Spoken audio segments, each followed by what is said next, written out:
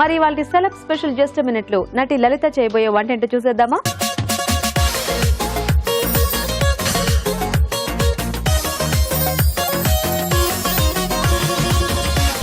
Hi అండి, నేను మీ లల్లిని.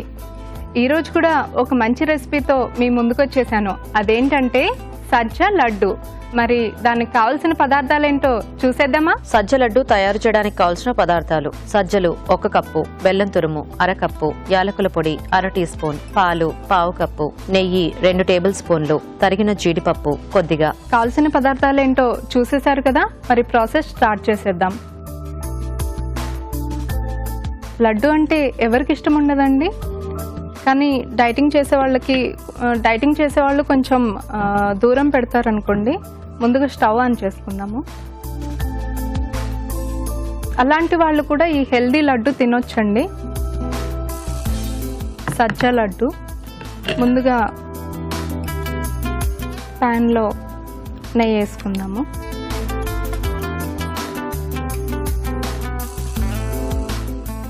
తర్వాత జీడిపప్పు వేసుకున్నాము.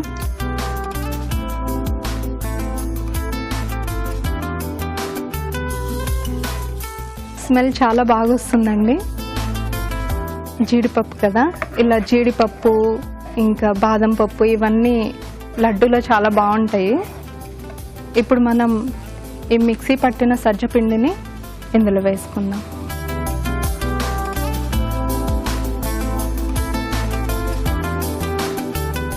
ఇలా కలుపుతూ ఉండాలి.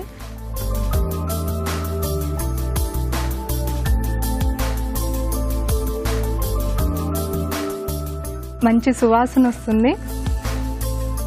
డైటింగ్ చేసేవాళ్ళు కూడా ఈ లడ్డు కళ్ళు మూసుకొని తినేయచ్చు, చాలా హెల్దీ ఇది. చిన్నపిల్లలు అయితే ఇంకా ఇష్టంగా తింటారు.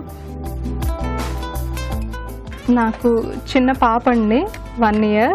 ఇప్పుడిప్పుడే తినడం స్టార్ట్ చేసింది. నాకు ఇంకా ఇప్పుడు తన మీద కేరింగ్ ఇంకా ఎక్కువ. ఇలా మంచి మంచి వెరైటీస్ చేస్తూ తను తింటూ ఉంటే చాలా హ్యాపీగా ఉంటుంది నాకు. తన కోసం ఇలా చాలా వెరైటీస్. జస్ట్ మినిట్ ఈ ప్రోగ్రామ్ చాలా హెల్ప్ అవుతుంది మదర్స్కి. ఫస్ట్ నాలాంటి వాళ్ళకి ఇంకా హెల్ప్ అవుతుంది. చాలా త్వరగా అయిపోతాయి కదా రెసిపీ చేయడము, చాలా ఉపయోగపడుతుంది. ఇప్పుడు ఇది ఒక బౌల్లో తీసుకుందాము.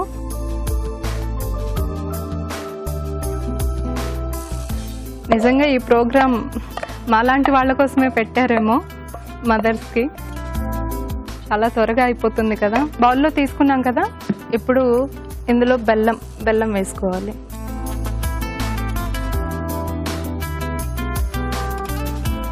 కొంచెం యాలకుల పొడి,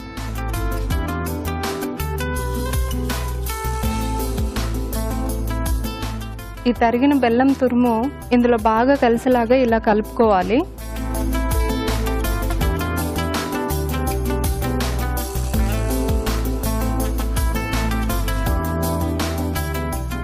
ఆల్రెడీ ఇందులో వేడి ఉంది కదా, దానికే ఈ బెల్లం కరిగిపోతుంది. ఇందులో కలిపేసాం కదా, ఇప్పుడు ఇందులో పాలు వేసి లడ్డూగా చేయడమే.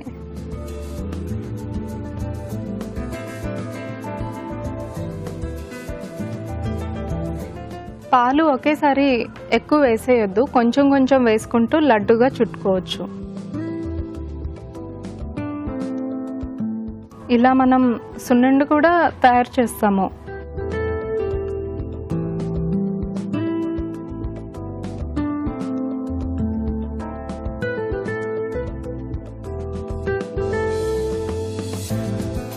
చాలా సింపుల్ కదండి, బయటికి వెళ్ళి కొనే అవసరం కూడా లేదు. ఇంట్లోనే 5 నిమిషాల్లో రెడీ అయిపోతాయి.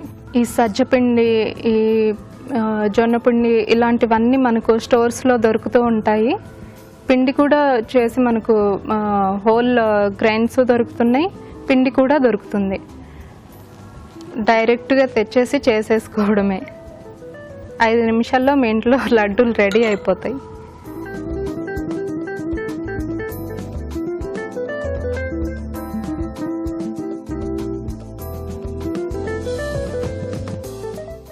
ఇలా పాలు యాడ్ చేసుకుంటూ లడ్డు తయారు చేసుకోవచ్చు.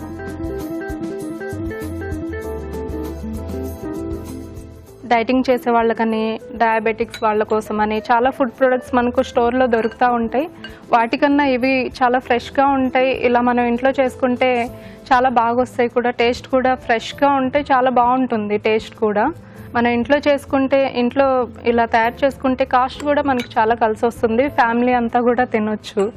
లేదంటే హెల్త్ బాగాలేదు కదా, వాళ్ళకే ఉంచుదాము, వాళ్ళనే తినిద్దాము అనుకుంటారు. కానీ హెల్త్ బాగున్నా బాగాలేకపోయినా అందరూ కేర్ తీసుకుంటేనే మంచిది కదా. Prevention is better than cure అన్నట్టు మనం ముందు నుంచే ఇలా హెల్త్ గురించి ఆలోచించుకోవాలి. అది వచ్చిన తర్వాత చూద్దాంలే అనుకోవడం కన్నా ముందుగానే కేర్ తీసుకుంటే చాలా బాగుంటుంది. మాటల్లోనే లడ్డూలు తయారైపోయాయి. మరి మీరు కూడా ఇంట్లో ట్రై చేయాలనుకుంటే తయారీ విధానం ఇంకోసారి. సజ్జ లడ్డు తయారు చేసే విధానం. ముందుగా సజ్జలు మిక్సీ పట్టి పిండి సిద్ధం చేసుకోవాలి. ఒక పాన్ లో నెయ్యి వేసి తరిగిన జీడిపప్పు, సజ్జ పిండి వేసి వేయించి ఒక బౌల్లోకి తీసుకోవాలి. దీనిలో బెల్లం తురుము, యాలకుల పొడి, కరిగించిన నెయ్యి వేసి బాగా కలుపుకోవాలి. ఈ మిశ్రమంలో కొద్ది కొద్దిగా పాలు పోస్తూ కొంచెం కొంచెం తీసుకొని లడ్డూలా చుట్టుకోవాలి. అంతే, సజ్జ లడ్డు రెడీ.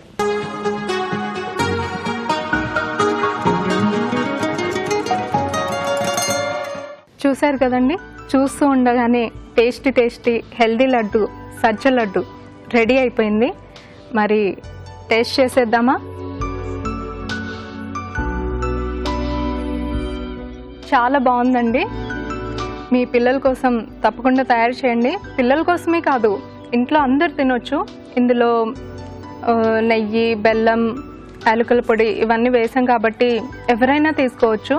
అంతేకాదండి, ఈ సజ్జ లడ్డు 10 రోజుల వరకు నిల్వ చేసుకోవచ్చు. చక్కగా 10 రోజులు 10 నిమిషాలు కష్టపడితే చాలు, 10 రోజులు ఎంజాయ్ చేయొచ్చు. ఇదండి ఈరోజు జస్ట్ మినిట్ రెసిపీ. మళ్ళీ నెక్స్ట్ వీక్ మంచి రెసిపీతో మీ ముందుంటాను. బాయ్. లలిత మంచి రెసిపీ చేసింది కదండి, సజ్జ లడ్డూలు. మరి రాజుగారు కూడా రెడీగా ఉన్నారు కార్వింగ్ చేసి చూపించడానికి. చూసి నేర్చేసుకుందాం. రాజుగారు, ఈరోజు ఏం కార్వింగ్ చూపిస్తున్నారు? చాలా మందికి ఇష్టం ఉంటారు. ఓ వావ్. ఓకే, ఈ మధ్య కాలంలో చాలా అసలు చేయలేదు. బేస్ అండి. సో పెటల్స్ కొరకు ప్లేస్మెంట్ రెడీ చేస్తున్నాం. కొంచెం థిక్గానే తీస్తామండి. ఓకే, సో ఇక్కడ హాఫ్ నుంచి స్టార్ట్ చేస్తాం. Half circle. నెక్స్ట్ దీన్ని టచ్ చేస్తూ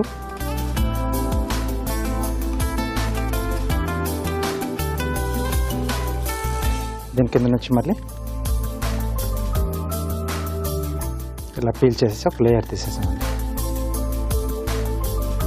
సో దట్ మనకు కొంచెం ఈ పెటల్స్ కొంచెం ఎలివేట్ అవుతాయి. నెక్స్ట్ రో ఈ రెండింటి మధ్యలో వస్తుంది. సో సైజ్ అనేది ఏంటంటే మనకు ఫస్ట్ 2 రోస్ ఏంటంటే సేమ్ సైజ్ వస్తాయండి పెటల్స్. ఆ తర్వాత నుంచి తగ్గుతాయా?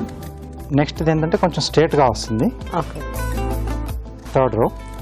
ఆ తర్వాత నుంచి సైజ్ అనేది తగ్గుతూ వెళ్తూ ఉంటుంది. ఓకే, సో ఇది కొంచెం స్లాంట్గా ఇచ్చాను. ఇది కొంచెం థర్డ్ ఏంటంటే కొంచెం స్ట్రేట్గా ఇస్తాను. సో ఇలా పైకి నిలబడినట్టుగా ఉంటుందండి. సో ఇది మనం కొంచెం క్యారెట్లో చేసుకోవాలనుకుంటే కొంచెం పెద్ద సైజ్ చూస్ చేసి తీసుకోవాలి. అలాగే రాడిష్లో కూడా చేసుకోవచ్చు. మనకు సీజనల్గా వింటర్లో ఏంటంటే నూల్కోల్ అనే ఒక వెజిటబుల్ కూడా వస్తుంది, లేదా రెడ్ రాడిష్లో అయినా కానీ. సో ఎనీ రూట్ వెజిటబుల్స్ మనం చేసుకోవచ్చు అండి. సో అప్పుడు ఏంటంటే డిఫరెంట్ కలర్స్లో మనకు రోజ్ ఫ్లవర్స్ రెడీ అవుతాయి.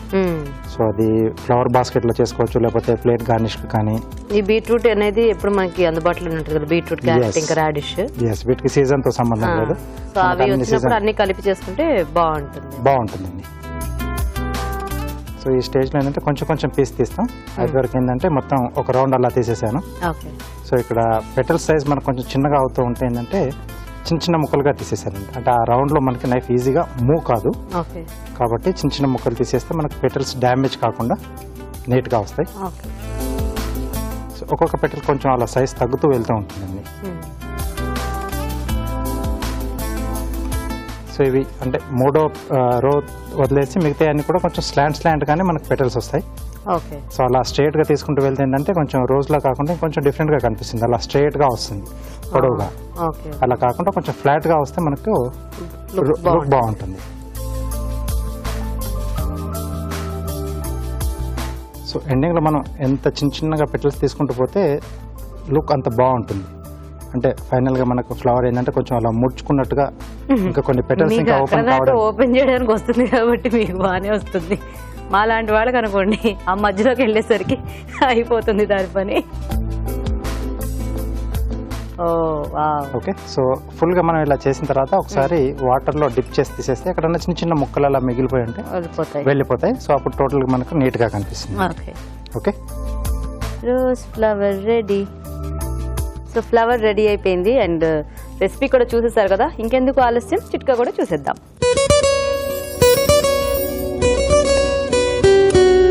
అసలు ఉదయాన్నే కానీ సాయంత్రం కానీ ఏదో ఒక టైంలో కప్పు చాయ్ పడందే బండి ముందకు నడవదు చాలా మందికి. ఎందుకంటే టీ తాగితేనే చాలామంది ఆహ్లాదంగా ఉంటుందని, కాస్త ఫ్రెష్గా మూడ్ ఉంటుందని, తలనొప్పి తగ్గుతుందని భావిస్తూ ఉంటారు. కొన్ని రకాలుగా టీ రోజుకొక కప్పు తీసుకోవడం ఆరోగ్యానికి కూడా మంచిదే. ఇంతవరకు బాగానే ఉంది. మరి టీ పెట్టుకుని తాగేసిన తర్వాత ఆ డికాషన్, ఆ పిప్పిని ఏం చేస్తాం, అలా పడేస్తూ ఉంటాము. అలా పడేయకుండా వాటిని గాజు వస్తువులు కానీ, డెకరేటివ్ పీసెస్ కానీ, వీటిని క్లీన్ చేయడానికి కనుక ఉపయోగించుకున్నట్లయితే ఈ గాజు వస్తువులు శుభ్రంగా క్లీన్ అయిపోతాయి, కొత్తవిలాగా తళతళలాడుతూ ఉంటాయి.